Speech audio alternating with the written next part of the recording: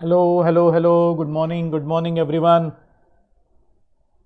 देख पा रहे हो आप मुझे पता है। Good morning, good morning.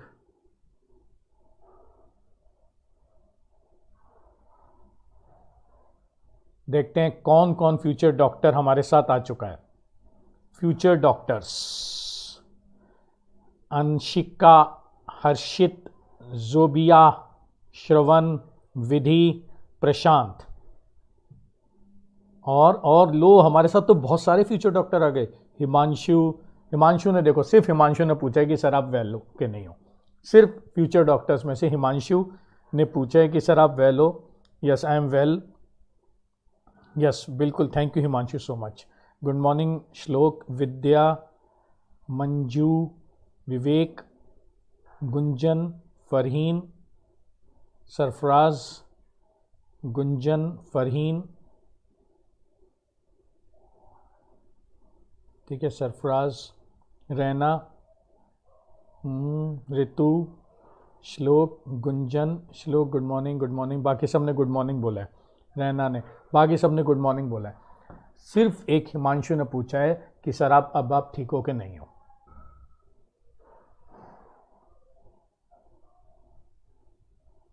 देखो अब सब पूछ रहे हैं, अब सरफराज, शिवानी, हर्षित, अमित, ठीक है, गुंजन, ठीक है। पहले से मेरी तबीयत बेटर है। मैं ऐसे झूठ नहीं बोलूँगा कि मैं बिल्कुल ठीक हूँ। आई एम नॉट 100% करेक्ट, लेकिन जो पहले हालत थी उससे बेटर है। एटलीस्ट मैं आपके सामने बैठा हूँ, आपसे बातें कर रहा हूँ, हम सब। Thank you Sarfaraz so much. ठीक है, प्रशांत, ओ प्रशांत, देखिए प्रशांत ने कितनी अच्छी बात बोली है। प्रशांत ने बोला sir we don't want to remind you of your illness. Thank you Prashant so much, thank you Sarfaraz. ठीक है, और Gunjan, Himanshu, Twinkle, good morning. ठीक है, तो अब आप सब तैयार हो जाइए, आगे हम लोग पढ़ाई शुरू करते हैं। और बिल्कुल एकदम मस्त होकर के और बहुत अच्छे से आगे पढ़ाई शुरू करेंगे। ठीक है, बहुत बढ़िया से अब हम लोग आगे पढ़ाई शुरू करने जा रहे हैं। ठीक है, अच्छा बताइए, लास्ट टाइम हमने लास्ट सेंटेंस क्या लिखा था? ब्रीदिंग एंड एक्सचेंज हम लोग कर रहे थे, लेकिन उसमें हमने लिखा क्या था? कहाँ तक पहुँच गए थे ब्रीदिंग एंड एक्सचेंज में? समीर हेलो, यस सरफराज, प्रशांत, लास्ट टाइम हमने कहाँ पर छोड़ा था? ब्रीदिंग एंड एक्सचेंज कहाँ पर छोड़ा था? इंस्पिरेशन कर लिया था अंशिका, ओके। ठीक है, तो हम अंशिका ये कर रहे थे क्या, मसल्स एसोसिएटेड विद, पता है क्या, पता है अंशिका, पता है इतनी तबीयत खराब हो गई। अच्छा, इंस्पिरेशन कर रहे थे, इंटरकॉस्टल मसल्स, ओके, समझ गया मैं। हम लोग कर रहे थे मसल्स एसोसिएटेड विद रेस्पिरेशन। ठीक है, ठीक है। आज मैं कोई पीपीटी भी नहीं बना पाया अगली क्लास से फिर वापस पीपीटी बना लिया करूंगा। ठीक है, यस, ठीक है, मैं समझ गया, बिल्कुल समझ गया। Okay Sarfaraz, okay sir. Muscles associated with respiration, ये हमने लास्ट किया था। और हमने बताया था आपको कि जो मसल्स रेस्पिरेशन के साथ जुड़ी होती हैं उसमें एक तो होता है डायफ्राम। जो मसल्स जुड़ी होती हैं रेस्पिरेशन के साथ, एक तो उसमें डायफ्राम होता है। श्रवण मैं पूछ के बता दूंगा, सचिन सर से मुझे पूछना पड़ेगा। ठीक है श्रवण, मुझे सचिन सर से पूछना पड़ेगा, फिर मैं आपको जरूर बता दूंगा। डायफ्राम हमने बताया था डोम शेप्ड स्ट्रक्चर होता है। ठीक है, क्विक रिकैप कर देता हूं मैं 1-2 मिनट में बस। डोम शेप्ड होता है, ठीक है, जो थोरेक्स को एब्डोमेन से सेपरेट करता है। ठीक है, और जब डायफ्राम फ्लैट होता है तो इंस्पिरेशन होता है। ठीक है, तो ये हमने किया था contraction of diaphragm.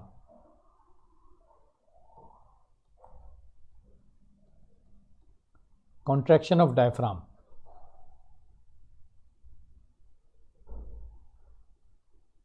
Shravan number ले लो मेरा, कोई प्रॉब्लम नहीं है। मेरा नंबर आप ले लो 9810195982। सचिन सर से भी मेरा नंबर मिल जाएगा। अगर आप सचिन सर से भी बोलोगे तो सचिन सर के पास भी मेरा नंबर है मैं से आप नंबर अगर चाहो तो ले लो 9810195982। ग्रुप में ऐड करना चाहो आप मुझे कर लो। एक बार सचिन सर से परमिशन ले लेना। ये मेरा नंबर है 9810195982, है ना। डॉक्टर संजय कौशिक मेरा नाम है। लेकिन एक बार ना सचिन सर से परमिशन ले लेना, ठीक है। वो परमिशन दे देंगे सचिन सर, फिर आप ऐड कर लेना ग्रुप में।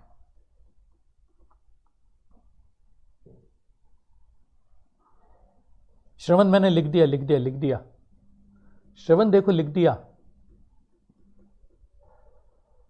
श्रवण देखो लिख दिया मैंने। श्रवण कह रहे इतनी स्पीड में बोल दिए सर आप नंबर। लिख दिया मैंने।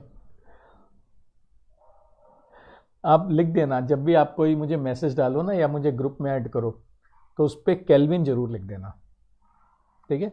और एक बार सचिन सर से परमिशन ले लेना।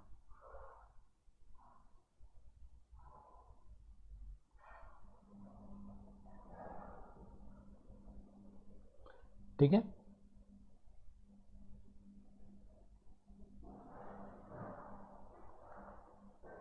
ठीक है, ओके। चलो फिर आगे चलते हैं, ठीक है। नंबर मेरा आप लोगों के पास पहुंच चुका है, ठीक है। डायफ्राम एक डोम शेप्ड स्ट्रक्चर होता है, हमने पिछली बार ये बात की थी। और जब डायफ्राम कॉन्ट्रैक्ट करता है तो इंस्पिरेशन होता है, ठीक है। कॉन्ट्रैक्शन ऑफ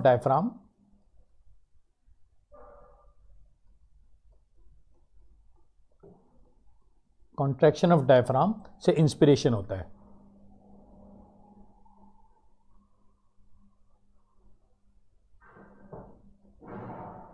ठीक है। Contraction of diaphragm makes diaphragm flat,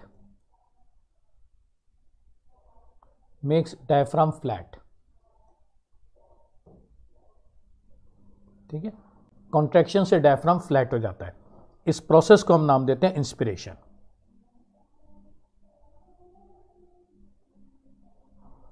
ठीक है।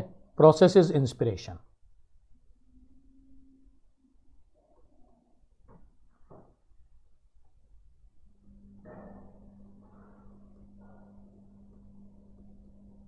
प्रोसेस इज कॉल्ड इंस्पिरेशन,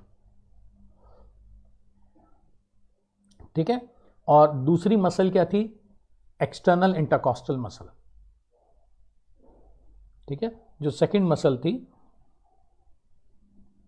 वो थी एक्सटर्नल इंटरकॉस्टल मसल,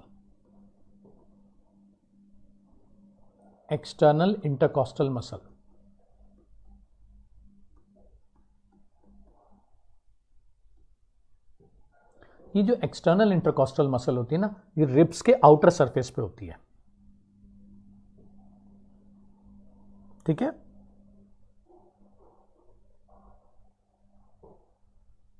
हाँ, बस एक बार गुंजन एक क्विक रिकैप कर रहा हूं मैं, ठीक है। इनकी कॉन्ट्रैक्शन से भी इंस्पिरेशन होता है,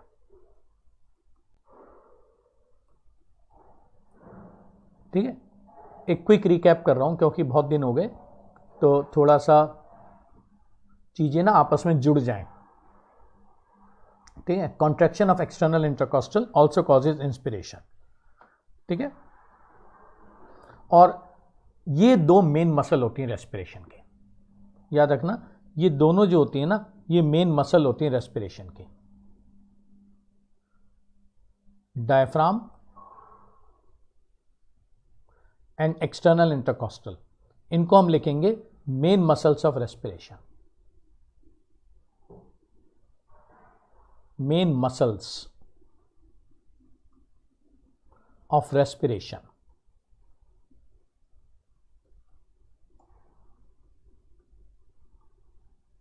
ठीक है। याद रखना डायफ्राम और एक्सटर्नल इंटरकॉस्टल ये दोनों मेन मसल्स होती हैं रेस्पिरेशन की, और दोनों के कॉन्ट्रैक्शन से इंस्पिरेशन होता है, ठीक है। याद रखना कॉन्ट्रैक्शन ऑफ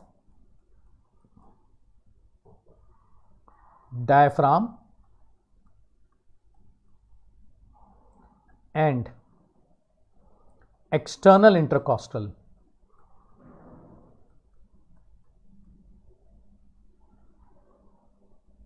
causes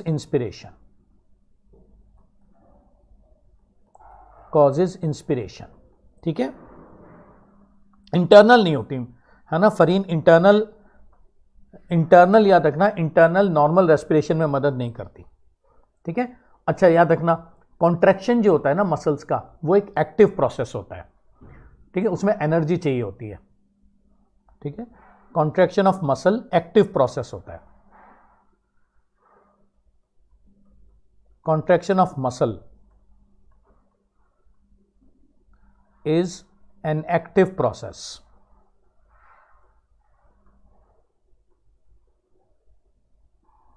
ठीक है, एंड रिक्वायर्स एनर्जी, ठीक है।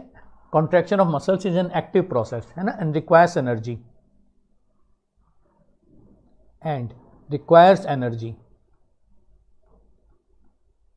ठीक है। तो याद रखना इंस्पिरेशन जो होता है ना, therefore inspiration is an active process,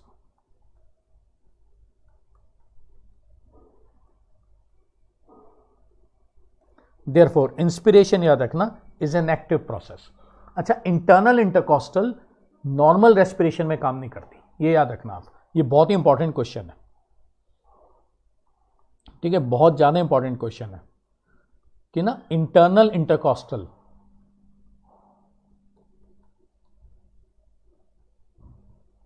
muscle does not help in normal respiration,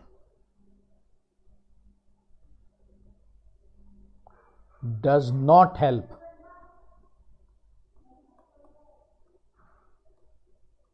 internal intercostal muscle does not help, very good Himanshu, है ना, does not help in normal respiration,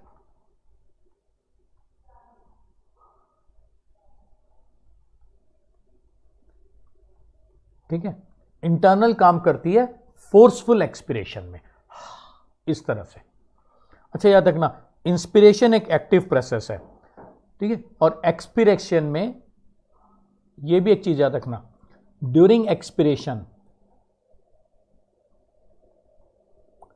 एक चीज ये भी याद रखना, ड्यूरिंग एक्सपिरेशन बोथ डायफ्राम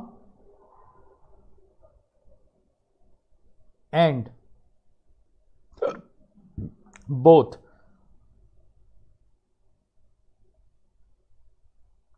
हाँ बिल्कुल सरफराज, बिल्कुल सी कह रहे हो Sarfaraz, during expiration both diaphragm and external intercostal relaxes, ठीक है, दोनों रिलैक्स करती हैं, both diaphragm and external intercostal relaxes. और याद रखना रिलैक्सेशन जो होता है वो पैसिव होता है, ठीक है, and relaxation is passive, relaxation passive होता है,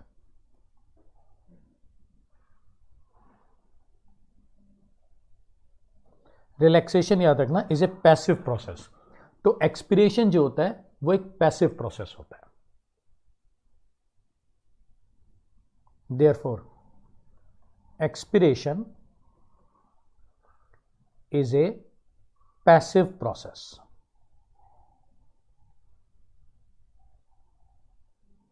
therefore expiration is a passive process, ठीक है। एक्सपिरेशन एक पैसिव प्रोसेस होता है, इंस्पिरेशन एक्टिव होता है, एक्सपिरेशन पैसिव होता है। ये चीज आपको अच्छे से याद रखनी है, इस पर बहुत क्वेश्चन पूछा जाता है। इंस्पिरेशन एक्टिव होता है, एक्सपिरेशन पैसिव होता है, इसमें एनर्जी नहीं चाहिए होती क्योंकि डायफ्राम और एक्सटर्नल इंटरकॉस्टल दोनों रिलैक्स करते हैं। क्लियर हो गया? अच्छा, इंटरनल इंटरकॉस्टल कब काम करती है? इंटरनल इंटरकॉस्टल कब काम करती है? ये कब काम करेगी? इंटरनल इंटरकॉस्टल काम करती है फोर्सफुल एक्सपिरेशन, इस तरह से, ठीक है। या जैसे सरफराज ने बोला था नर्वसनेस, फियर, मतलब कोई एडिशनल रेस्पिरेशन चल रहा हो, फोर्सफुल रेस्पिरेशन चल रहा हो, ठीक है, तो याद रखना forceful respiratory, forceful expiration, forceful respiration में भी याद रखना सरफराज और फरहीन फोर्सफुल एक्सपिरेशन में।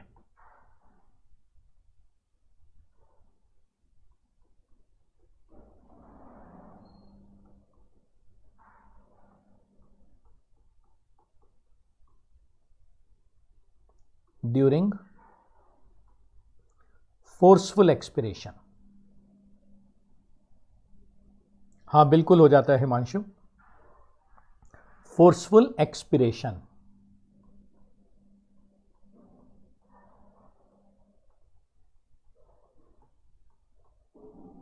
ठीक है, फोर्सफुल एक्सपिरेशन इस तरह से। ठीक है, क्लियर हो गया इंटरनल कब काम करेगी। अच्छा, एक होती है एब्डोमिनल मसल, एक होती है एब्डोमिनल मसल, यस, एक होती है एब्डोमिनल मसल, वो कब काम करेगी।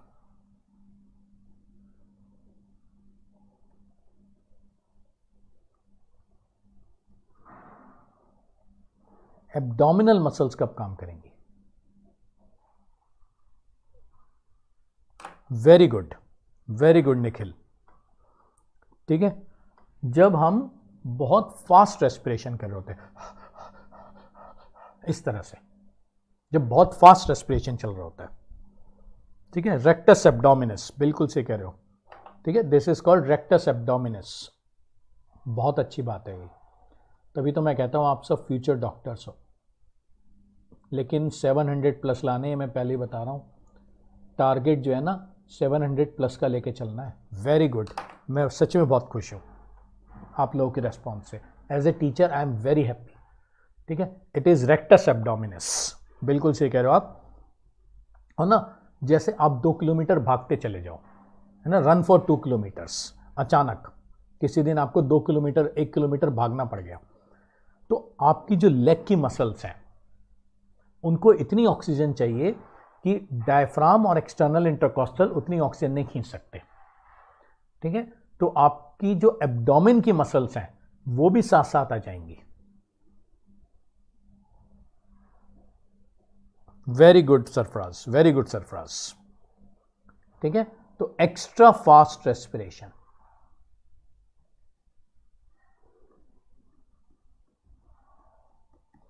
ठीक है, तो एब्डोमिनल मसल्स कब काम करेंगी, एक्स्ट्रा फास्ट रेस्पिरेशन में। ठीक है, अब नॉर्मली तो आप दौड़ते नहीं हो इतना, एक दिन आप दौड़ लिए इतना, है ना, आपकी जो एब्डोमिनल मसल्स हैं वो नॉर्मली तो रेस्पिरेशन में मदद नहीं कर रही हैं, क्योंकि आप नॉर्मली तो 2 किलोमीटर रोज नहीं दौड़ रहे हो। तो क्या होगा कि आपकी जो एब्डोमिनल मसल्स हैं उनके अंदर लैक्टिक एसिड आ जाएगा। ठीक है, उनके अंदर क्या आ जाएगा, लैक्टिक एसिड।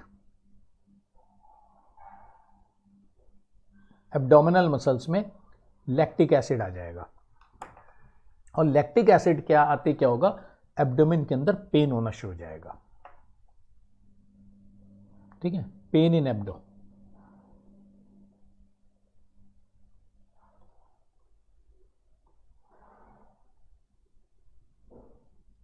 पेन होना शुरू हो जाएगा।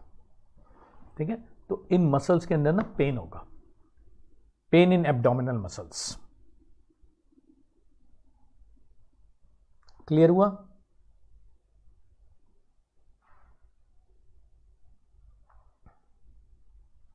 ठीक है, पेन होना शुरू हो जाएगा एब्डोमिनल मसल्स में, लैक्टिक एसिड एक्यूमुलेट होने से। ठीक है, जैसे, और जो जो ना एथलीट्स होते हैं, है ना, जो एथलीट्स होते हैं वो क्या करते हैं, नॉर्मली 2-4 किलोमीटर 5 किलोमीटर दौड़ते हैं, तो उनकी जो एब्डोमिनल मसल्स हैं वो भी इंटरकॉस्टल और डायफ्राम के साथ वो भी नॉर्मल रेस्पिरेशन में आ जाती हैं, उसी को, उनको पेन नहीं होता, उसी को स्टेमिना कहते हैं। जैसे अगर आप रोज 1 घंटे बैडमिंटन खेलते हो, ठीक है, तो आपको पेन होगा, आपको पेन नहीं होगा, लेकिन मैं साल में अगर एक बार बैडमिंटन खेल लूँ तो मुझे यहाँ पे पेन होगा। ठीक है, अगर कोई एथलीट है वो रोज 5 किलोमीटर दौड़ता है तो उसकी एब्डोमिनल मसल्स में पेन नहीं होगा, क्योंकि वो नॉर्मल रेस्पिरेशन के साथ आ गई हैं। ठीक है, नॉर्मल रेस्पिरेशन में ही आ गई हैं वो, उसी को कहते हैं स्टेमिना हो गया उसको, बहुत ज़्यादा, बहुत स्टेमिना है उसके अंदर, बहुत दूर तक दौड़ लेता है। क्योंकि इंटरकॉस्टल और डायफ्राम के साथ उसकी एब्डोमिनल मसल्स भी नॉर्मल रेस्पिरेशन में हेल्प कर रही हैं, ठीक है। लेकिन हम लोग के साथ ऐसा नहीं होगा, हम लोग जैसे ही थोड़ा सा भी दौड़ेंगे तो पेन होना शुरू हो जाएगा, ऐसे होता है। क्लियर हो गया?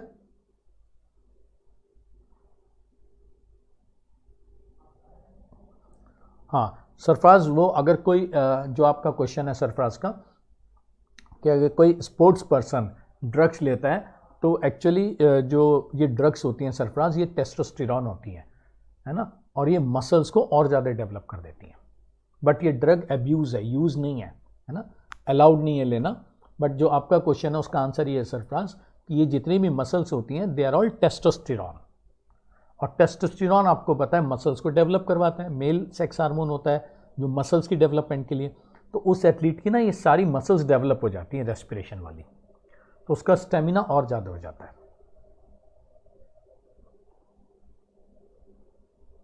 आगे चले तो ये था नॉर्मल रेस्पिरेशन के बारे में, और एक्स्ट्रा रेस्पिरेशन के बारे में, और फोर्सफुल रेस्पिरेशन के बारे में। हाँ हार्ट बीट बढ़ाती है हर्षित, और बहुत सारे साइड इफ़ेक्ट्स आते हैं, ठीक है सरफराज।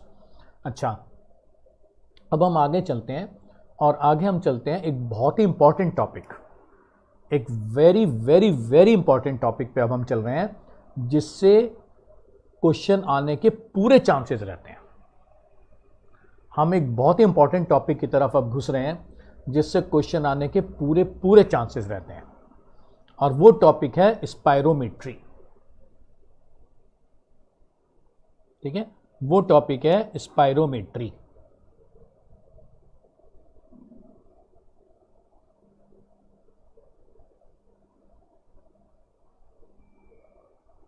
बहुत ही इंपॉर्टेंट टॉपिक है ये। यस बिल्कुल सही कह रहे हो सरफराज, 6 लीटर के करीब होती है।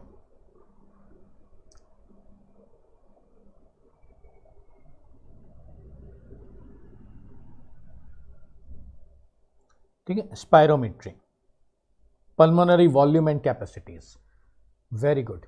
जब आप फर्स्ट ईयर में जाओगे ना, नेक्स्ट ईयर, जब आप नेक्स्ट ईयर आपका एडमिशन होगा और आप फर्स्ट ईयर में जाओगे तो वहाँ पर फर्स्ट ईयर में 3 सब्जेक्ट होते हैं, anat, physio, biochem, anatomy, physiology और बायोकेमिस्ट्री।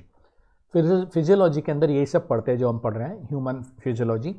वहाँ पर आपको फिजियोलॉजी लैब के अंदर, या जो ब्रीदिंग वाली या रेस्पिरेशन वाली जो लैब होगी, वहाँ पे स्पायरोमीटर मिलेगा देखने के लिए, ठीक है। तो याद रखना, स्पायरोमीटर is an instrument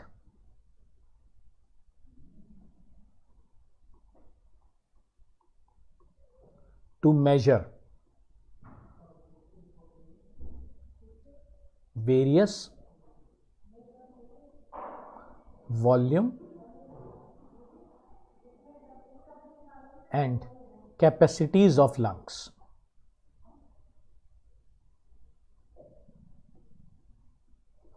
ठीक है, तो याद रखना, spirometer is an instrument to measure various volume and capacities of lungs, pulmonary volume and capacities, very good, ठीक है, pulmonary volume and capacities. Pulmonary volume, lungs को हम पल्मोन्स कहते हैं, हमने पिछली बार देखा था। पल्मोनरी वॉल्यूम एंड कैपेसिटीज,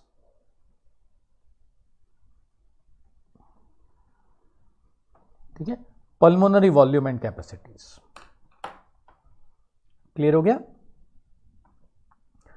इस पे याद रखना, एक क्वेश्चन जरूर आएगा, मैचिंग में आ जाता है वैल्यूज के, या डेफिनेशन में आ जाता है, बट आता जरूर है स्पायरोमेट्री के ऊपर क्वेश्चन, ठीक है। शुरू करते हैं, टाइडल वॉल्यूम, ठीक है, सबसे पहला आता है tidal volume. Very good Sarfaraz,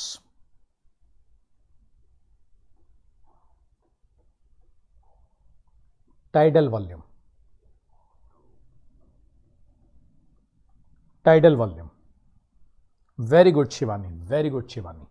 effortless breathing, आप नॉर्मली कितनी एयर अंदर लेते हो या कितनी एयर बाहर निकालते हो, उसको हम टाइडल वॉल्यूम कहते हैं। नॉर्मल सांस लो, नॉर्मल सांस लेने में कितनी एयर अंदर गई या कितनी एयर बाहर आई, उसको टाइडल वॉल्यूम कहते हैं। ठीक है, तो हम इसकी डेफिनेशन लिखेंगे, volume of air which can be taken in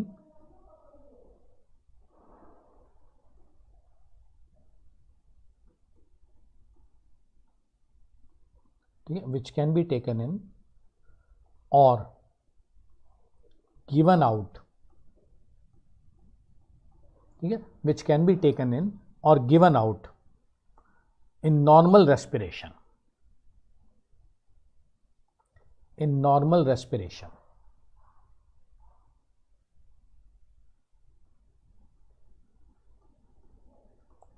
ठीक है, और रेस्पिरेशन में इंस्पिरेशन एक्सपिरेशन किसी में भी। Very good Muskan, very good Gunjan. ठीक है, नॉर्मल रेस्पिरेशन, इंस्पिरेशन और एक्सपिरेशन।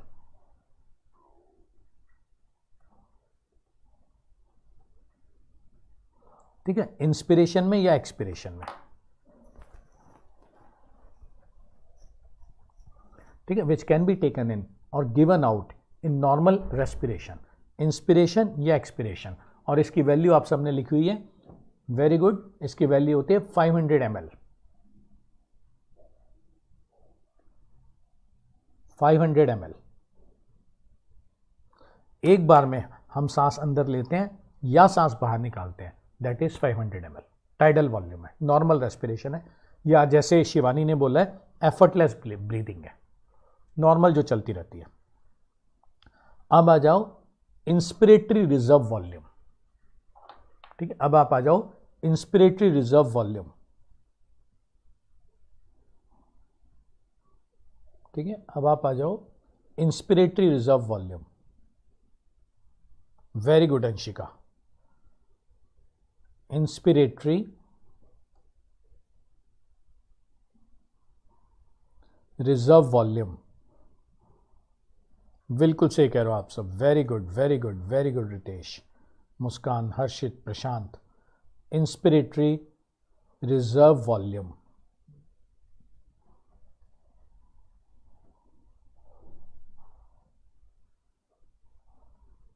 Inspiratory reserve volume.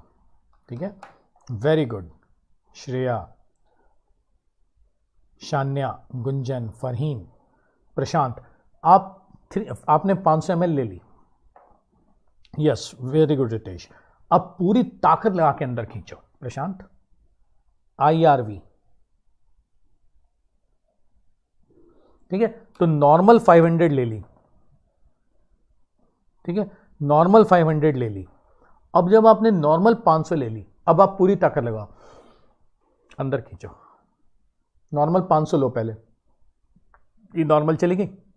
अब पूरी ताकत लगाओ, अंदर खींचो। ठीक है, ये है IRV। देखो महनाज हंस रहे हैं।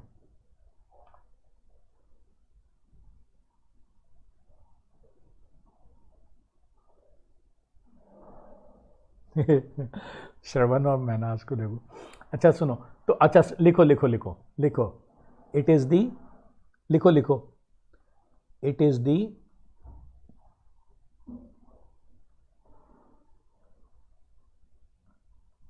maximum amount of air। ठीक है, it is the maximum amount of air which can be taken in, which can be taken in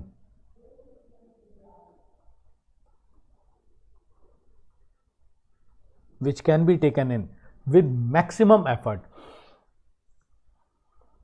ठीक है, with maximum effort।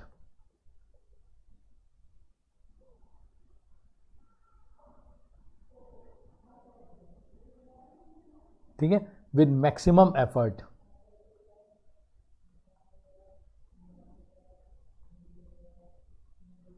ठीक है, और याद रखना over and above tidal volume,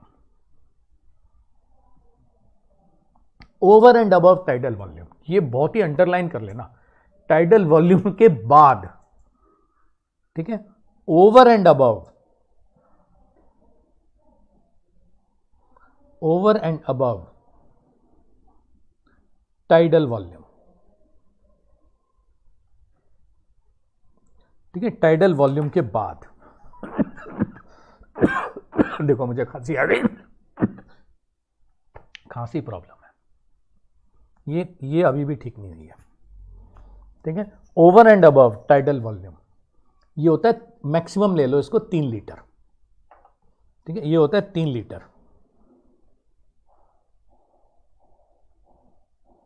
अच्छा आपस में मत लड़ो, सब फ्यूचर डॉक्टर्स हो। ये हो गया 3 litre, you are all future doctors. सोचो सारे के सारे एक साथ मौलाना आजाद पहुंच जाओगे तो कितना अच्छा लगेगा।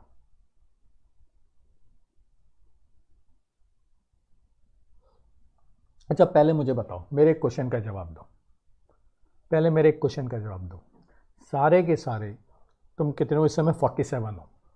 सारे अगर मौलाना आजाद पहुंच गए तो कितना अच्छा लगेगा, पहले ये बताओ।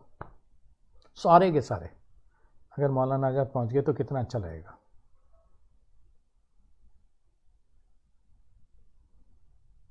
सरफराज, प्रशांत, हर्षित, सरफराज, अमीन, खुशी, मौज हो जाएगी वहां जा कर के। अच्छा जब आप, अब आप 47 हो मेरे सामने, वहां जा कर के मौलाना आजाद में एक ही लेक्चर थिएटर में बैठोगे तो कितना अच्छा लगेगा, कितना अच्छा लगेगा, ठीक है। वो सोचो, थिंक ऑफ दैट, उसके बारे में सोचो। अभी कुछ मत बोलो आपस में, अभी सब फ्रेंड्स हो, ठीक है। मैंने पहले दिन कहा था we are all one family, ठीक है, we are all one family. हाँ एम्स पहुंच जाओगे सरफराज, सोचो एम्स दिल्ली पहुंच गए सरफराज सारे, तो कितना अच्छा लगेगा। अच्छा बोलो we are all one family, we are all friends, और हमारा सबका एक ही टारगेट है, और वो टारगेट क्या है? 700 plus.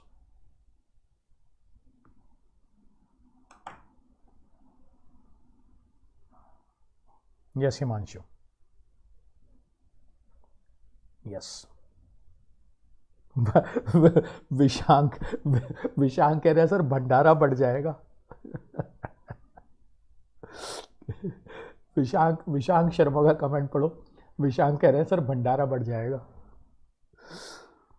Yes yes, doctors league है Sarfaraz, very good. We are all friends Gunjan, we are all one family, हम सब एक फैमिली हैं, हम सब एक परिवार है, क्लियर है? बोलो we are all one family and our target is 700 plus. Yes Prashant, जो प्रशांत ने लिखा है सब बोलो, हम सब एक परिवार है और हम सब का एक ही टारगेट है 700 प्लस, ठीक है। आगे चलो, ठीक है। तो टाइडल वॉल्यूम हो गया और इंस्पिरेटरी रिजर्व वॉल्यूम हो गया, ठीक है।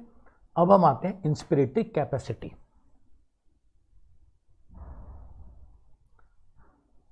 जब भी आप खाली बैठो ना, या सोने जाओ या खाना खा रहे हो आराम से, तो मौलाना आजाद के बारे में और एम्स दिल्ली के बारे में सोचना। Yes Shanya, yes Himanshu, yes Farheen, yes Harshita,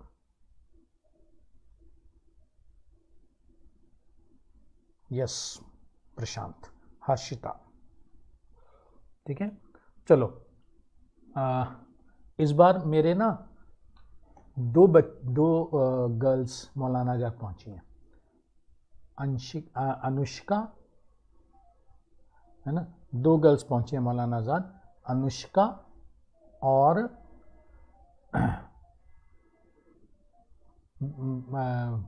पुकाड़िया। Hello, हाँ जी,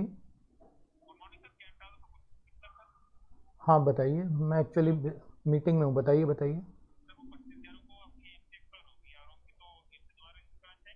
मैं भाई मीटिंग से करके ना मैं अपने फादर को बोल दूंगा, वो फ़ोन कर लेंगे आपको, ठीक है? इसी नंबर पे करेंगे, ठीक है? तो कृतिका बकाडिया और ये अनुष्का, ठीक है? आप जानते हो उनमें से किसी को? जानते होंगे, यमुना विहार के बच्चे हैं वो, ठीक है? तो उन लोगों ने अपनी मैमसी की फ़ोटो डाली अंदर जाके ना, मैमसी के अंदर जा करके वहाँ की फ़ोटो डाली, इतना अच्छा लगा पता है मुझे। 600 प्लस हैं खुशी दोनों के, ठीक है? पर हमें 700 प्लस लेके आने हैं, ठीक है? 700 के आसपास ही उनके भी। चलो तीसरा लिखो, इंस्पिरेटरी कैपेसिटी। प्रशांत आ जाओ, गुड, वेरी गुड। अच्छा अगला लिखो, इंस्पिरेटरी कैपेसिटी।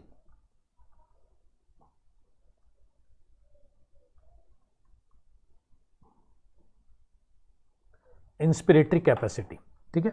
आप पूरी ताकत लगाओ। अब देखो, इंस्पिरेटरी रिजर्व वॉल्यूम था कि टाइडल वॉल्यूम के ऊपर आप और कितना खींच सकते हो, और इंस्पिरेटरी कैपेसिटी देखो, अभी आप नॉर्मल रेस्पिरेशन मत करो, अभी आप नॉर्मल रेस्पिरेशन मत करो अंशिका, है ना? देखो बस ऐसे ऐसे दोनों को ऐड कर दो, टाइडल वॉल्यूम प्लस आईआरवी, ठीक है? तो it is the maximum amount of air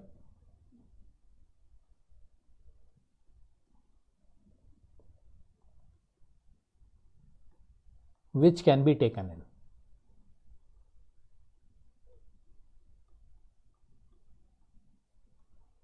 ठीक है? Over and above tidal volume नहीं है, सीधा ऐसे, ठीक है? Very good Sarfaraz. तो ये हो गया tidal volume plus inspiratory reserve volume, ठीक है? ये हो गया आपका 3 लीटर्स प्लस 500 ml, उल्टा लिख दिया क्या? 500 ml प्लस 3 लीटर्स, ये हो गया 3500 ml,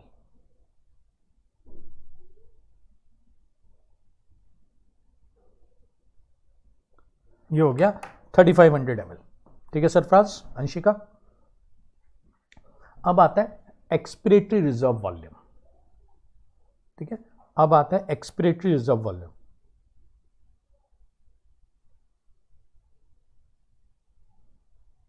very good Sarfaraz, very good Shravan, ठीक है? अब आ जाओ number 4, expiratory reserve volume. Group बना दिया क्या आप लोगों ने?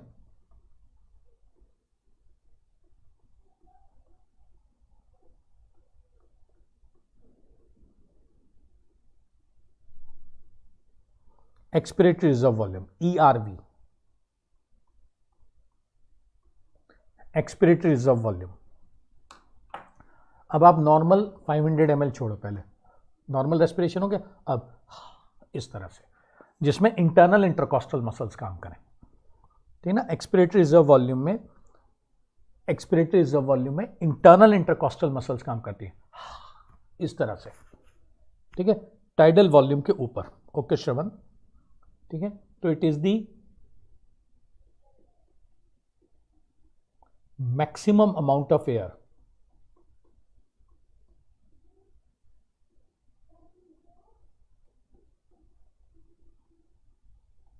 it is the maximum amount of air which can be given out,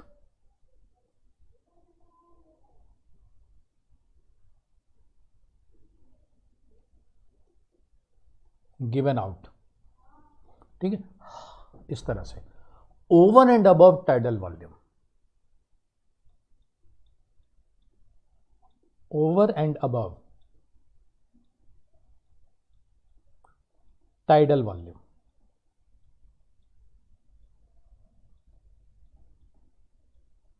over and above tidal volume, forceful expiration, Prashant, ठीक है? और इसका अमाउंट कितना होता है? इसका अमाउंट होता है 1100 ml,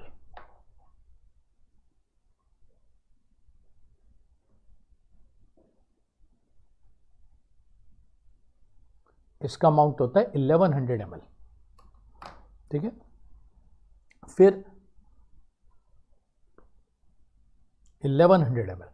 अच्छा, फिर एक आता है नंबर 5, एक्सपिरेटरी कैपेसिटी।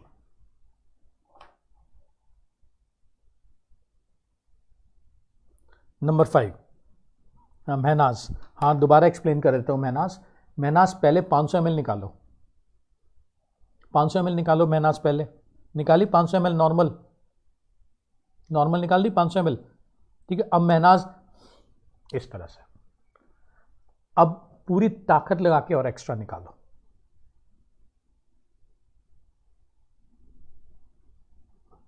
ठीक है। यस हिमांशु, महनाज ने पूछा है एक बार एक्सपिरेटरी रिजर्व वॉल्यूम के लिए, तो मैं एक बार महनाज को एक्सप्लेन कर देता हूँ।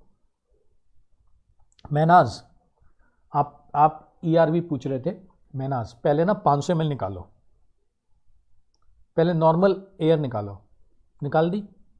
अब पूरी ताकत लगाओ और एक्स्ट्रा निकालो, समझ गई? ये होती है expiratory reserve volume.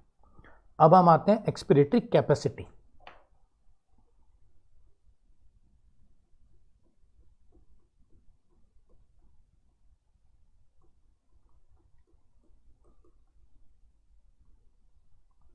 Expiratory capacity, ठीक है। एक्सपिरेटरी कैपेसिटी होती है maximum amount of air which can be given out, over and above tidal volume नहीं, ठीक है। तो maximum amount of air which can be given out.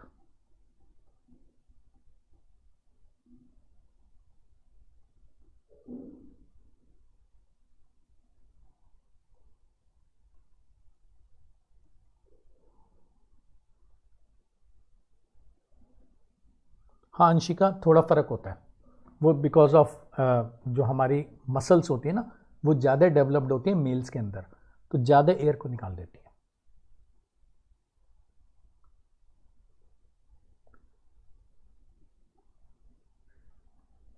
ठीक है, maximum amount of air which can be given out. हाँ बिल्कुल सरफराज, बिल्कुल secure. ठीक है, तो ये क्या हो गया? ये हो गया tidal volume plus expiratory reserve volume. ये हो गया 500 ml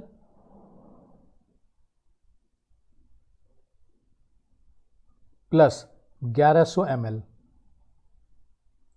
ये हो गया 1600 ml। ये हो गया 1600 ml। नहीं महनाज, ग्राफ एक्चुअली अब आता नहीं है। अगर आप पिछले 10 साल के पेपर्स देखो ना महनाज, तो उसमें ग्राफ नहीं पूछा गया, ठीक है। तो उसमें बेकार में कंफ्यूजन होगा, टाइम वेस्ट होगा महनाज, ठीक है।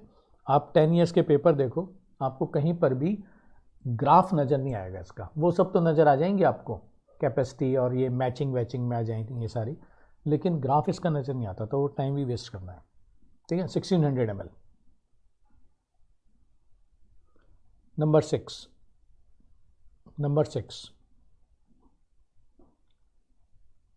6 residual volume.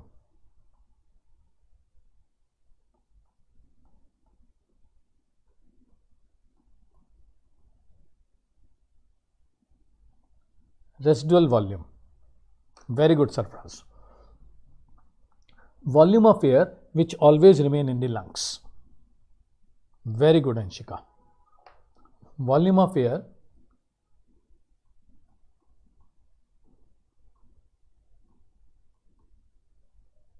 which always remain in lungs, ठीक है। even after maximum expiration 1200 ml, even after maximum expiration,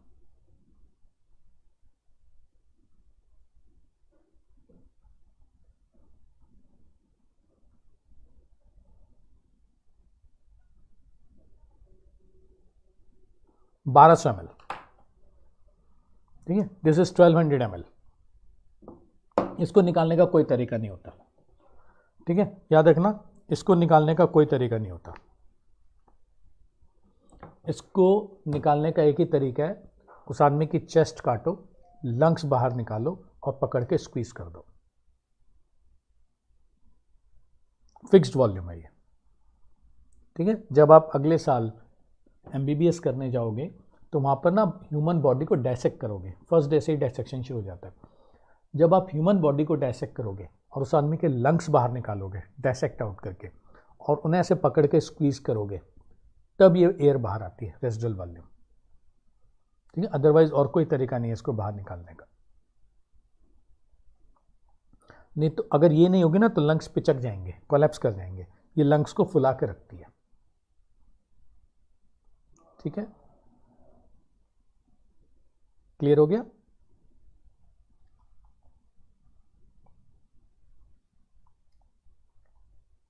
okay, आगे चलें। Number 7, number 7, number 7,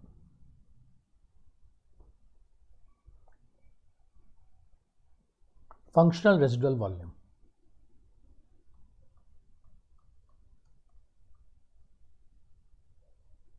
functional residual volume,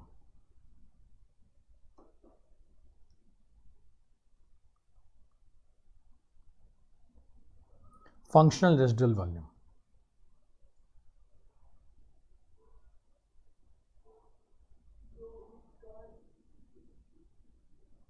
functional residual volume, जस प्रशांत, हर्षित, शान्या, सरफराज। फंक्शनल रेसिडुअल वॉल्यूम होता है कि एक बार आपने नॉर्मल एयर निकाल दी 500 ml, अब कितनी बच गई, ठीक है। तो volume of air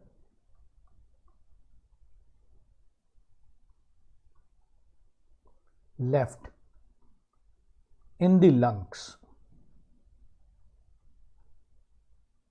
after normal expiration,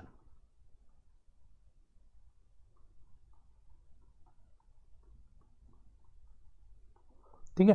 volume of air left in the lungs after normal expiration, after normal expiration, ठीक है। क्या क्या? एक तो जो आप निकाल सकते हो 500 ml के बाद, जिसको हम एक्सपिरेटरी रिजर्व वॉल्यूम कहते हैं, प्लस जो आप नहीं निकाल सकते, जो रेसिडुअल वॉल्यूम है।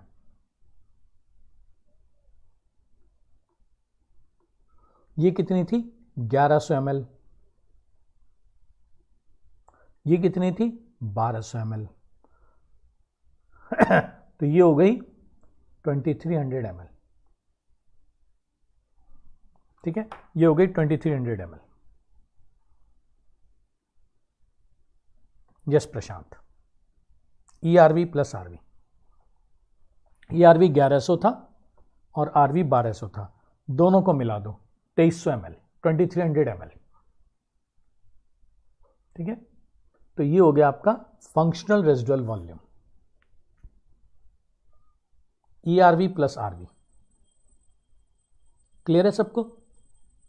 फिर आती है वाइटल कैपेसिटी, ठीक है। फिर आती है vital capacity, number 8, vital capacity.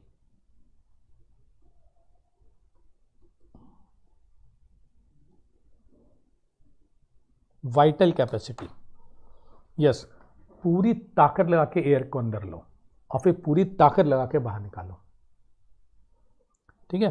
पूरी ताकत लगा के एयर अंदर लो, अब पूरी ताकत लगा के बाहर निकालो। तो जब आप पूरी ताकत लगा के एयर को अंदर लेते हो तो वो 3500 ml अंदर जाती है। जब आप बाहर निकालते हो तो वो 3500 तो निकलेगी, साथ में 1100 और निकल जाएगी, जो फंक्शनल रेसिडुअल वॉल्यूम है, ठीक है। तो it is the maximum amount of air. Yes, बिल्कुल सही करो Sarfaraz. Yes Anshika, maximum amount of air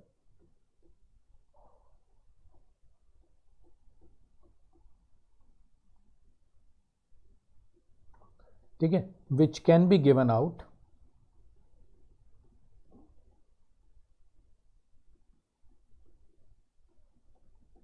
which can be given out, ठीक है, after maximum inspiration,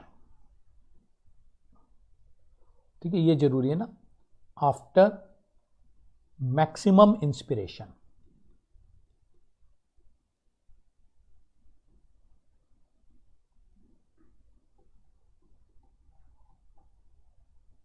after maximum inspiration. तो मैक्सिमम इंस्पिरेशन का मतलब 3500 ml प्लस 1100 ml, ये हो गया 4600 ml, ठीक है। Inspiratory capacity plus expiratory residual volume, ठीक है, ERV। Next, total lung capacity, total lung capacity,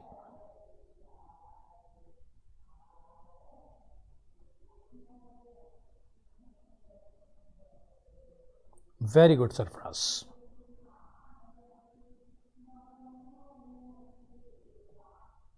ठीक है, total lung capacity, maximum amount of air which our lungs can hold. तो 4600 तो है ही जो निकाल सकते हैं, 1200 अभी भी रह गई।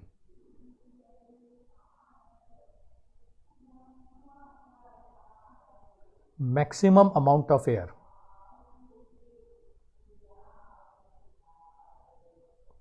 विच lungs can hold,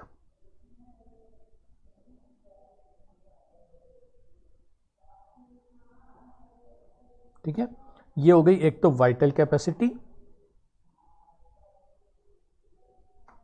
vital capacity plus residual volume, तो 4600 प्लस 1200 5800 ml, ठीक है, और अप्रोक्सीमेटली 6 लीटर्स।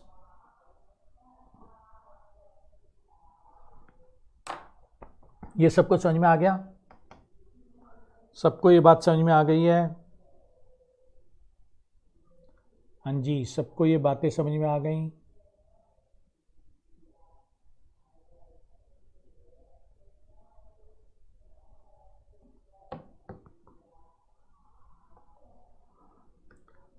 अच्छा, जिस जिसको समझ में आ गई वो बोलेगा 700 प्लस मैमसी।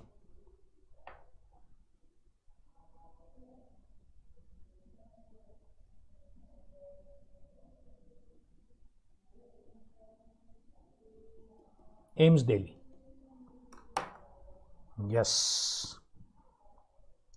यस, सबको एम्स दिल्ली और मेमसी पहुंचना है।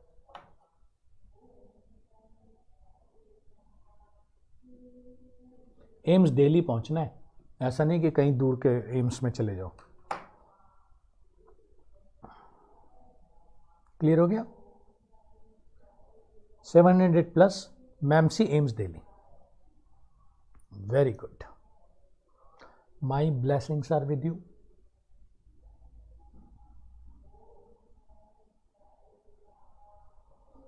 कैपेसिटी बहुत सारी चीजों को मिला के बनती है फरहीन, वॉल्यूम सिंगल होती है। वॉल्यूम किसी एक चीज को कहते हैं ना, और कैपेसिटी मिला करके बनते हैं।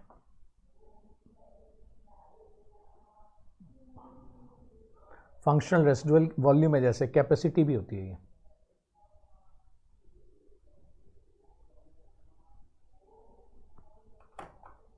Yes, not on, no other AIIMS, no other AIIMS, no other AIIMS, AIIMS Delhi, और नहीं तो फिर मैमसी। क्लियर है? ओके। हिमांशु, एक बात बताओ, अच्छा चलो एक बात बताओ, एक बात बताओ, मिनट वॉल्यूम क्या होता है?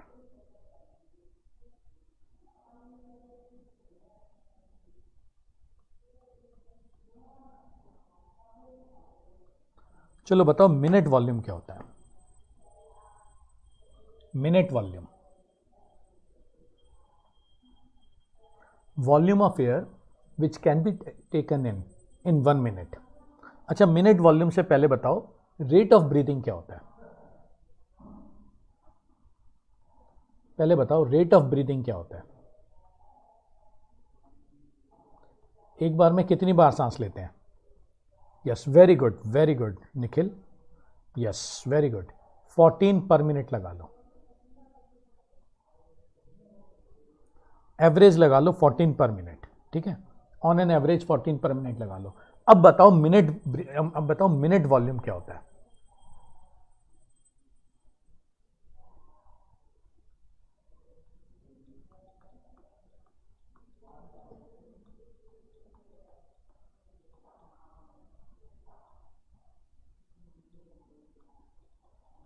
मिनट वॉल्यूम क्या होता है?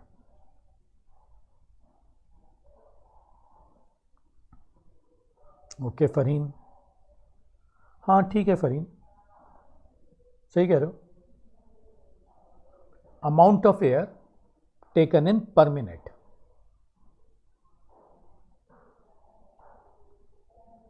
Amount of air taken in और given out per minute. Yes, very good. तो ये क्या हो गया? ये दो चीजें हो गई, tidal volume into rate of breathing. ये हो गया टाइडल वॉल्यूम इनटू रेट पर मिनट। ये हो गया 500 इंटू 14, ये हो गया 7 लीटर्स अप्रॉक्सीमेटली। यस, ठीक है प्रियम, प्रशांत, निखिल। निखिल 7 लीटर के करीब आएगा, 14 पंजे 70।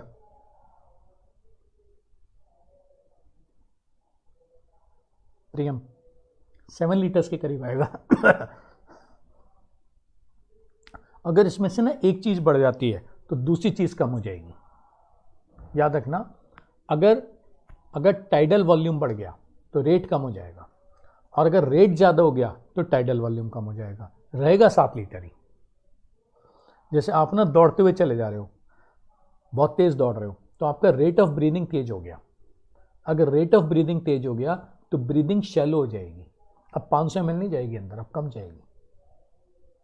हाँ, एवरेज सेम रहेगा सरफराज, एवरेज सेम रहेगा। अगर एक चीज़ कम होगी तो दूसरी चीज़ बढ़ जाएगी। अगर आप ना ऐसे करोगे, डीप ब्रीदिंग करोगे तो रेट कम हो जाएगा,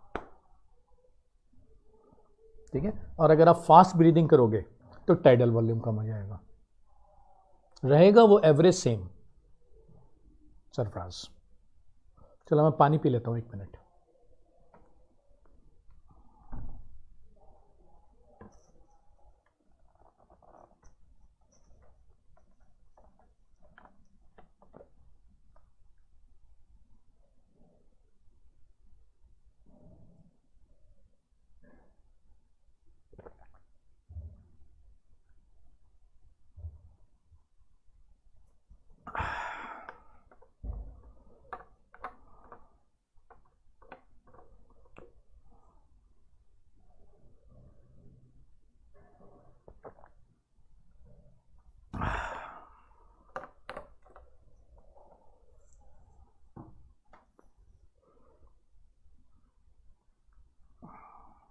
क्लियर हो गया?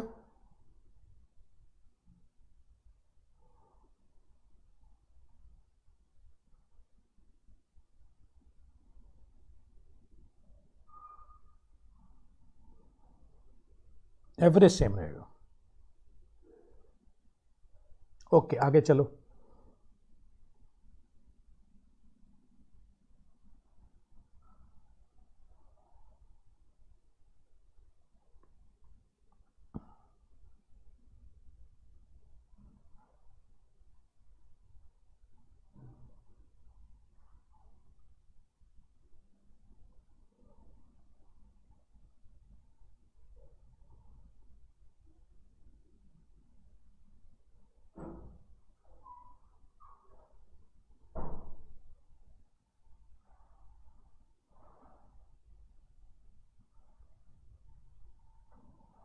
ठीक है।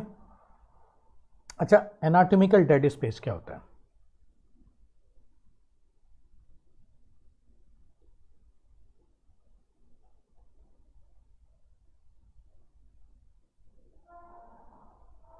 ये क्या होता है?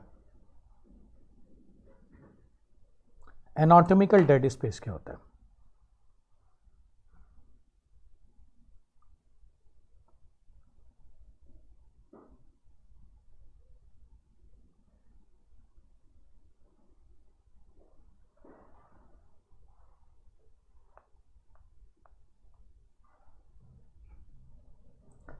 ये क्या है anatomical dead space? Anyone? Wait कर रहा हूं मैं। What is anatomical dead space?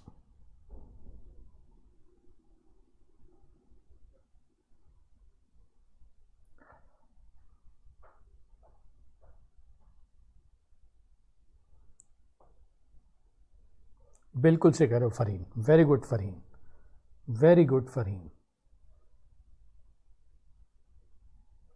बिल्कुल से करो। एनाटॉमिकल डेड स्पेस होता है जो एयर ट्रैके और लंग और ब्रोंकाई में होती है।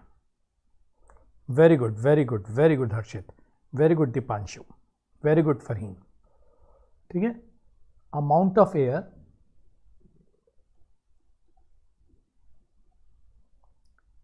trapped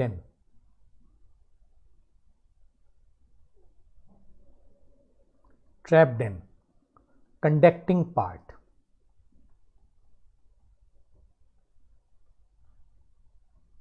like trachea and bronchi।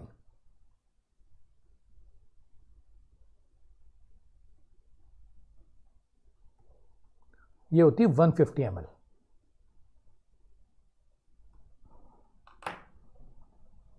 Amount of air trapped in conducting parts जैसे ट्रैकिया एंड ब्रोंकाई। ठीक है, कंडक्शन पार्ट्स या conducting parts, conduction parts like trachea and bronchi. ठीक है, ये वाला नहीं है सरफराज एनसीईआरटी में, लेकिन ये पूछ लेते हैं एनाटॉमिकल डेड स्पेस। ठीक है, तो ये सारे वॉल्यूम और कैपेसिटीज क्लियर हैं सबको। अब हम आगे चलें, कंडक्शन ऑफ एयर शुरू करें हम। ये सब क्लियर है आपको?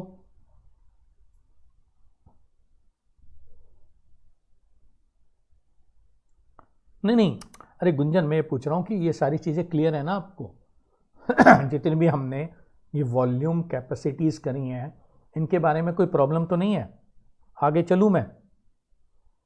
ठीक है, कंडक्शन ऑफ एयर करें हम, ट्रांसपोर्ट ऑफ गैसेस शुरू करें हम। ठीक है, नेक्स्ट हेडिंग दो, ट्रांसपोर्ट ऑफ गैसेस। ठीक है, एक बार पढ़ लेना ये सब, है ना, नेक्स्ट क्लास में फिर डिस्कस कर लेंगे एक बार, अगर किसी को कोई प्रॉब्लम है। ट्रांसपोर्ट ऑफ गैसेस,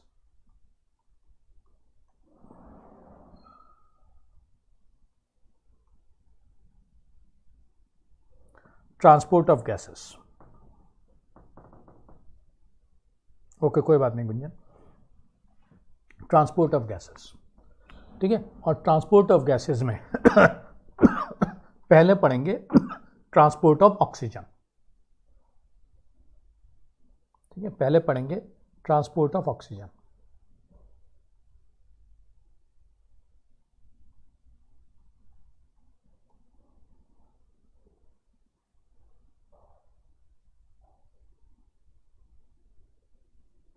पहले पढ़ेंगे ट्रांसपोर्ट ऑफ ऑक्सीजन। अच्छा सुनो, कोई भी गैस, ऑक्सीजन हो चाहे कोई भी गैस हो, ठीक है, चाहे कोई भी गैस हो, कोई भी गैस डिफ्यूज होती है high partial pressure to low partial pressure, ये रूल होता है। हाँ सुब्रो, बिल्कुल, मेरी कुछ मिस हो गई थी ना, तो वो हमें एक्स्ट्रा लेनी पड़ेंगी।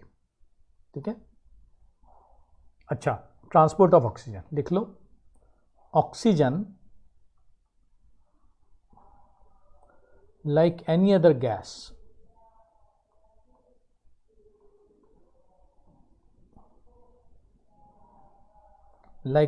gas moves from moves from, है ना, high partial pressure to low partial pressure.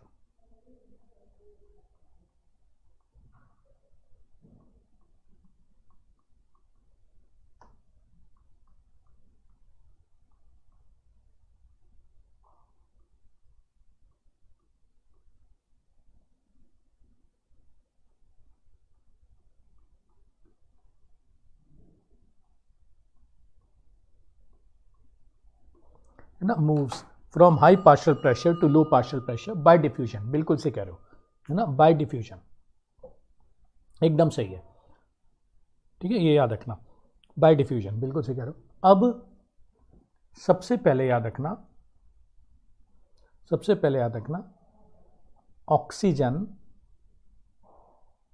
कहां मौजूद है? एटमॉस्फेयर में। ऑक्सीजन कहां मौजूद है? एटमॉस्फेयर में, ठीक है, और एटमॉस्फेयर में इसका प्रेशर होता है 159 मिलीमीटर्स ऑफ मरकरी,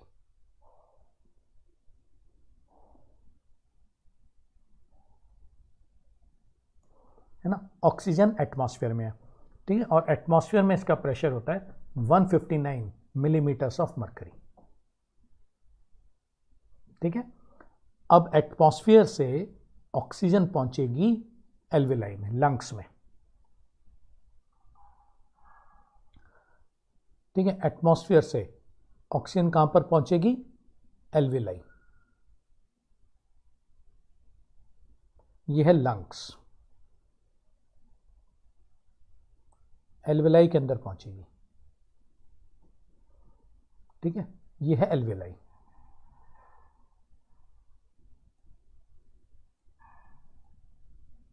एल्वेलाई के अंदर ऑक्सीजन पहुंचेगी, एल्वेलाई में प्रेशर होता है 104 मिलीमीटर्स ऑफ मरकरी,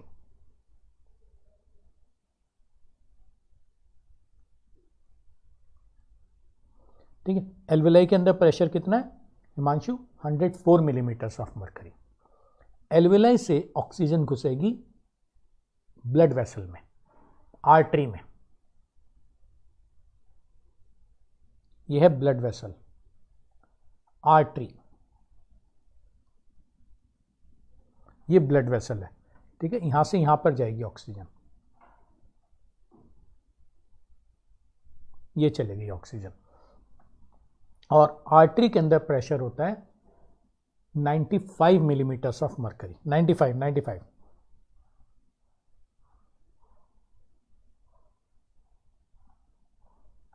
ठीक है, और आर्टरी से जाएगी टिश्यूज में,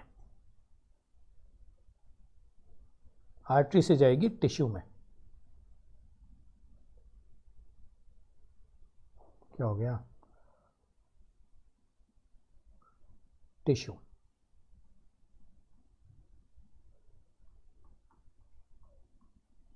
आर्टरी से टिश्यू में जाएगी, टिश्यू में 40 का है हिमांशु,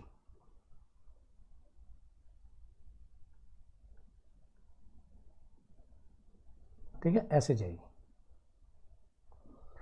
ठीक है। तो अब देखो, सबसे पहले ऑक्सीजन कहां पर मौजूद थी? बाकी गैसेस के साथ एटमॉस्फेयर में, ठीक है, बाकी गैसेस के साथ ऑक्सीजन कहां पर मौजूद थी? एटमॉस्फेयर के अंदर। एटमॉस्फेयर से ऑक्सीजन कहां पर पहुंची? एल्वेलाई में, ठीक है, एल्वेलाई में इसका लेवल कितना हो गया? 104, ठीक है, एल्वेलाई में इसका लेवल कितना हो गया? 104। एल्वेलाई से पहुंची आर्टरी के अंदर, ठीक है, एल्वेलाई से पहुंची आर्टरी के अंदर, आर्टरी में जो ऑक्सीजन का प्रेशर है वो 95 हो गया, ठीक है, और आर्टरी से पहुंच गई टिश्यू में, और टिश्यू में इसका प्रेशर 40 हो गया, ठीक है। तो एटमॉस्फेयर से एल्वेलाई, एल्वेलाई से आर्टरी, आर्टरी से टिश्यू, क्लियर हो गया?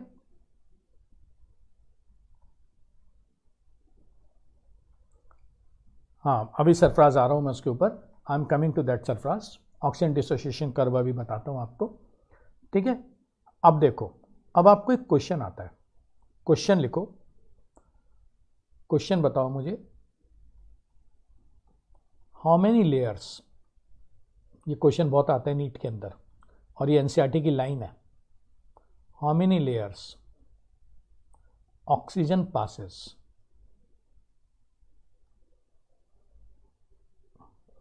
when it moves. ओहो निखिल तान्या, निखिल तान्या सही है, एनसीईआरटी रटी हुई है। निखिल तान्या एनसीईआरटी रटी हुई है। व्हेन इट मूव्स, देखो मैंने अभी क्वेश्चन पूरे नहीं किया था और फरीन निखिल तान्या सबने जवाब भी देने शुरू कर दिए, फरीन नाज ने भी। ओहो निखिल ने तो नाम भी लिख दिए। How many layer oxygen crosses when it moves from alveoli to blood vessel?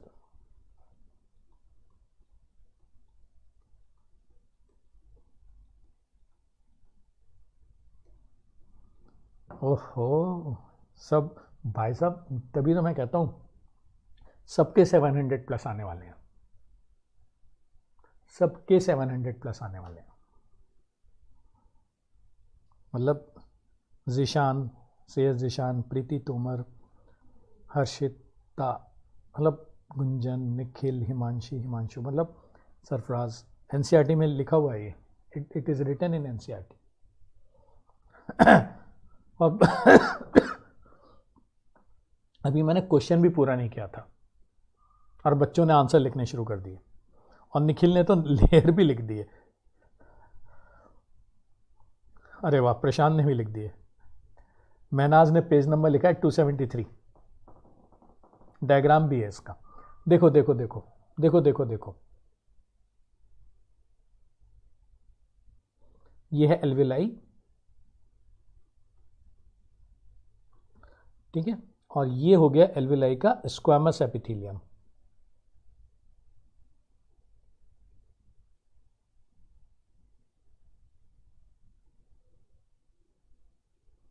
ये हो गया स्क्वामस एपिथेलियम, ठीक है। ये हो गया एल्वियोलाई की बेसमेंट मेम्ब्रेन।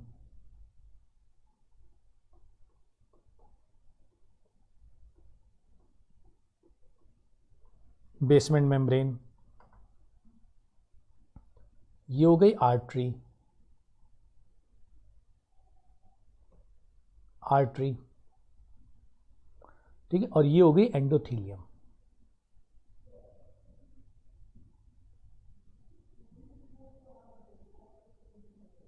ये हो गई एंडोथीलियम।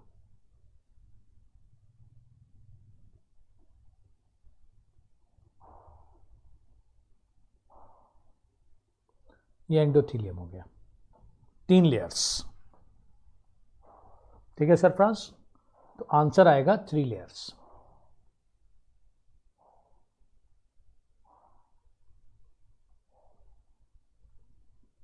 आंसर आएगा 3 लेयर्स, ठीक है। कौन कौन से 3 लेयर्स? कौन कौन से 3 layers? Squamous epithelium, basement membrane,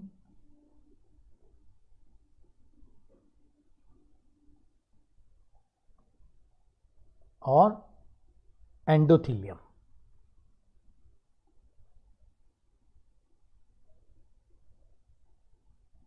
ये 3 लेयर्स। देख लो देख लो देख लो देख लो देख लो भैया, तुम लोग सब 700 प्लस लाने वाले हो, मुझे सब चीज़ें क्लियर हो गई हैं। और मैं बता भी दूंगा आज सचिन सर को और जितेंद्र सर को और बाकी सब लोगों को केल्विन के, कि भैया ये वाला बैच बहुत ज़बरदस्त रिजल्ट लाने वाला है।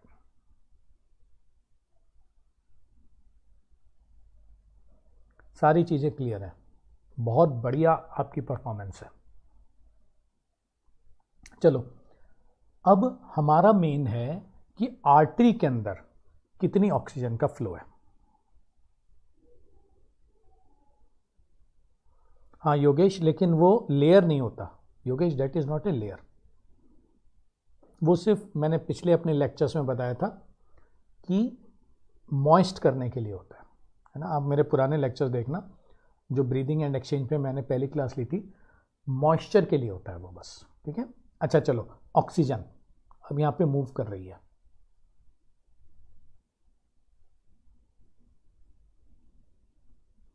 आर्टरी के अंदर ऑक्सीजन मूव कर रही है, ठीक है। अब जब आर्टरी के अंदर ऑक्सीजन मूव कर रही है, ठीक है, तो कितनी ऑक्सीजन आर्टरी के अंदर मूव करेगी?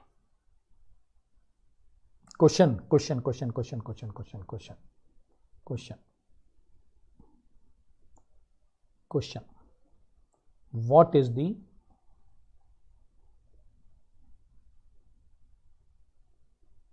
amount of oxygen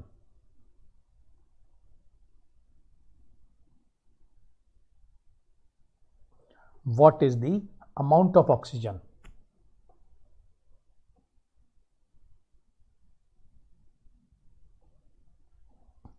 carried by the artery?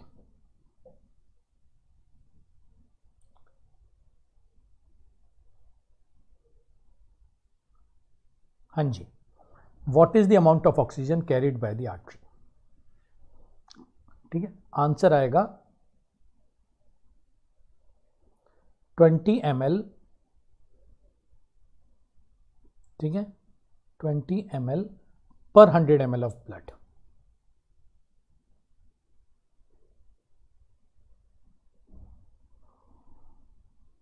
Very good Sarfaraz, Yogesh, Anshika, Gunjan, जबरदस्त परफॉर्मेंस। आर्टरी के अंदर कितनी ऑक्सीजन होती है? अगर आप आर्टरी का 100 ml ब्लड लोगे तो आपको उसके अंदर 20 ml ऑक्सीजन मिल जाएगी। अगर आप आर्टरी का 100 ml ब्लड लोगे तो आपको उसके अंदर 20 ml ऑक्सीजन मिल जाएगी। अच्छा, ये आ गया टिश्यू, ठीक है। अच्छा, इसमें से याद रखना, out of which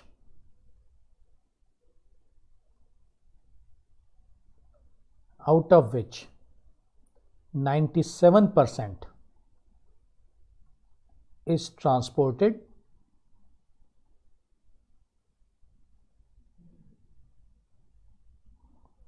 out of which, very good Sarfraz, transported in combination with hemoglobin।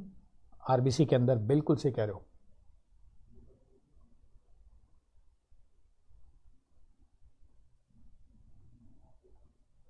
In combination with haemoglobin.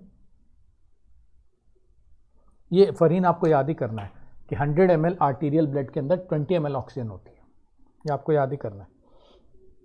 इस 20 ml में से out of which 97% is transported in combination with haemoglobin to form oxyhaemoglobin, to form oxyhaemoglobin,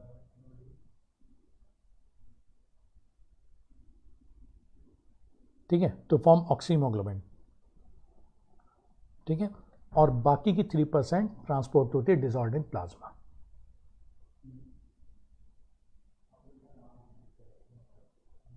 and rest 3% dissolved in plasma।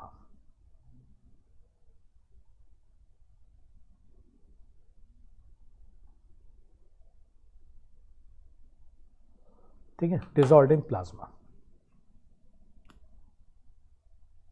हाँ पूछो सरफराज, कौन सी चीज पूछनी है आपको लेयर वाले क्वेश्चन में? ठीक है, तो what is the amount of oxygen carried by artery? 20 ml per 100 ml of blood, ठीक है, out of which 97% is transported in combination with haemoglobin to form oxyhaemoglobin, है ना, and rest 3% is transported dissolved in plasma, ठीक है, and the rest 3% is transported dissolved in plasma. Yes Nikhil, very good Nikhil, very good Nikhil, very good Nikhil. ये मैं अभी next class में explain करूंगा Nikhil. Very good Nikhil, very good Nikhil. Sarfaraz का क्वेश्चन है, sir 3 layers to diffusion membrane के होते हैं जिससे ऑक्सीजन पास होती है, तो ऑक्सीजन के पॉइंट ऑफ व्यू से तो हाँ, लेकिन सरफराज जो आपको बिल्कुल से कह रहे हो Sarfaraz, you are correct Sarfaraz, लेकिन जो आपको एनसीईआरटी में लाइनें लिखी हुई है ना, और जो क्वेश्चन आता है वो इसी तरह से आता है how many layers oxygen crosses when it moves from alveoli to blood vessel, है ना, और इसका आंसर 3 ही लिखना है आपको, ठीक है।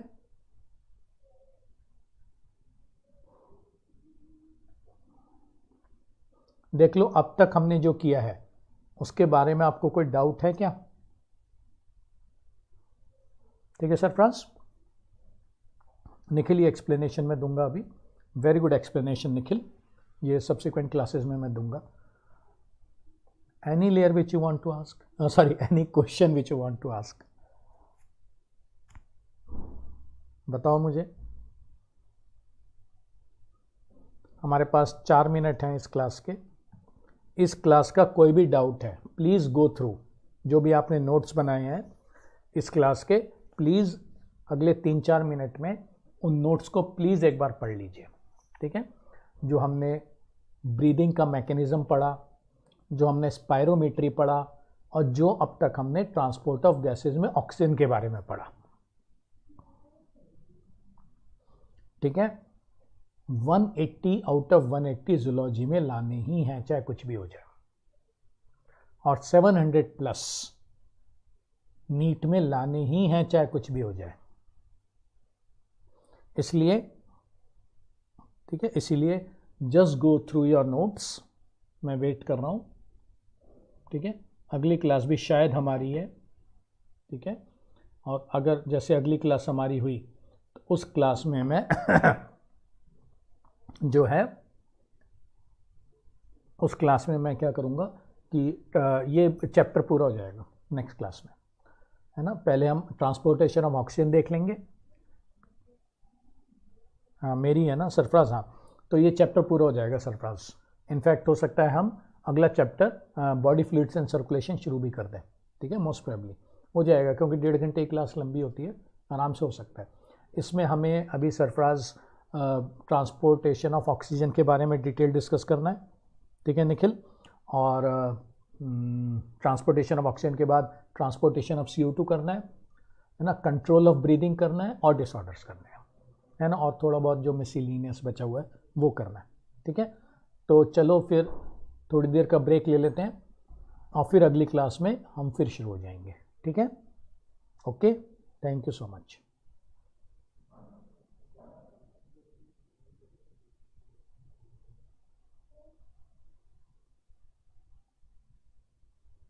बाय।